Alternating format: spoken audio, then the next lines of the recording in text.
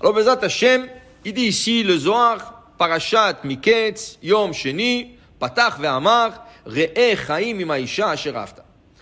Le roi Salomon, il dit, tu vas avoir une longue vie avec la femme que tu aimes. Comme ça, Re'eh Chaim im ha'isha asher afta. Ma ze Chaim im ha'isha asher afta. Alors, comment ça s'appelle, le décisionnaire et le kabbaliste aussi, ils parlent de ça. Ils disent que dans l'autre monde, tu te trouves avec ta femme. Même si tu n'es plus avec elle. Tu l'as divorcée, tu te trouves avec elle. Okay?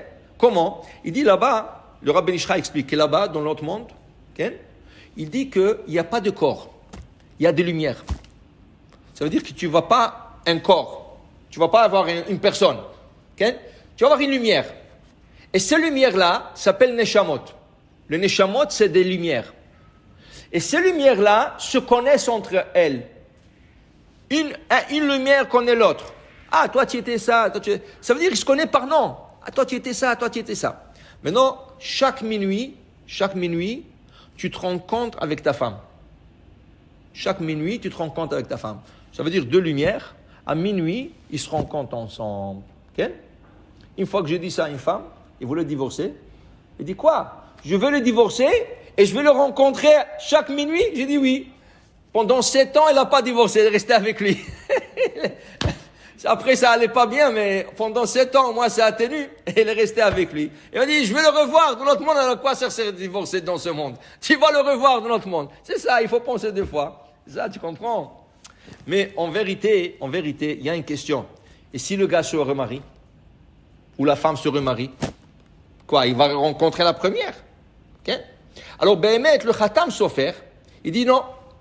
Tu retournes à la première femme, au premier mari. Mais le Rabbi Nishra dit non. Tu ne retournes pas en première femme.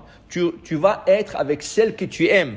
Imaisha ashera avta, la femme que tu aimes. L'autre, tu ne l'as pas aimée. C'est pour ça que tu as divorcé. Tu as séparé d'elle. Donc, tu vas te rencontrer avec Aïcha, avec la femme que tu aimes, qui est la 12e. Okay? Maintenant, il dit ici, Tachazé, Haïkera berazaïlaïou. Oui, il y a le sens simple des choses, mais il y a des secrets derrière ce parole. Le roi Salomon, quand il disait des choses, ce n'est pas des choses profanes. Vous comprenez? C'est pour ça qu'au début, quand Chachamim, ils ont vu son livre, Shir HaShirim. Shir HaShirim parle de quoi? D'un amour. Un homme qui aime sa femme, Achati onati tamati, ma colombe, ma belle. Quand Chachamim, ils ont vu ça, ils ont dit, waouh, qu'est-ce qu'il a écrit ça? Parce qu'il avait beaucoup de femmes, c'est pour ça qu'il a écrit ce livre. Il voulait mettre tout le livre à la Geniza.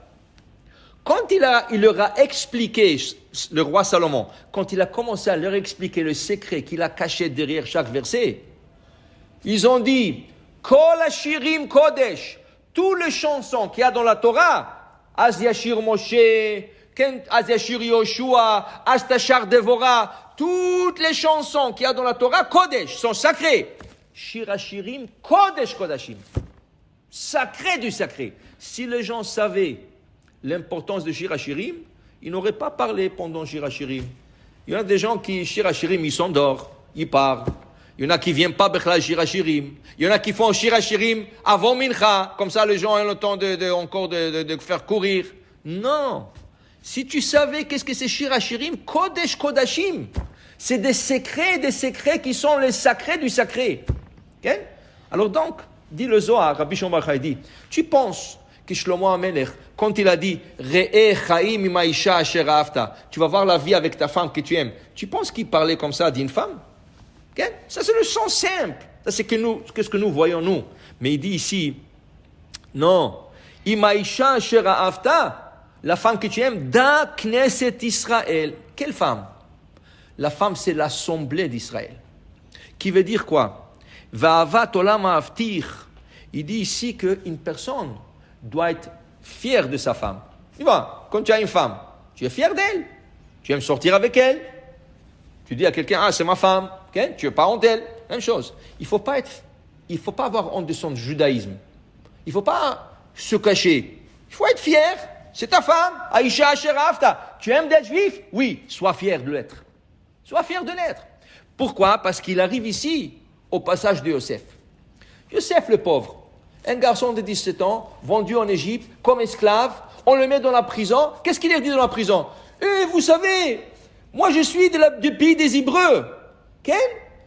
Qui gunavti, mais eretz haïvrim. J'étais volé du pays des Hébreux. Et à qui tu dis ça? Tu dis ça aux Égyptiens dans la cellule de la prison, ils vont te tuer. Ils n'aiment pas les Juifs. D'ailleurs, dans la paracha de Miketz, quand le maître échanson, qui avait la chance que Yosef lui a bien interprété son rêve, et il est sorti de la prison, quand il doit présenter Yosef devant le pharaon, il dit, vous savez, dans la prison, il y a un gosse. Il lui dit, Nahar, un gosse. Okay? Ivri, il est hébreu. Pourquoi il dit Ivri? Rachid dit pour le dégrader. Pour dire, c'est un juif. Pourquoi tu dis qu'il est juif? Parce que le pharaon n'aimait pas les juifs. Les Égyptiens n'aimaient pas les juifs. Et qu'est-ce que Yosef dit? Non, je suis hébreu. Je suis juif. Il était fier. Il était fier de sa nation. Il était fier de sa religion. Okay? Alors il lui dit, je suis ivri. Et à la fin, il est devenu le vice-roi.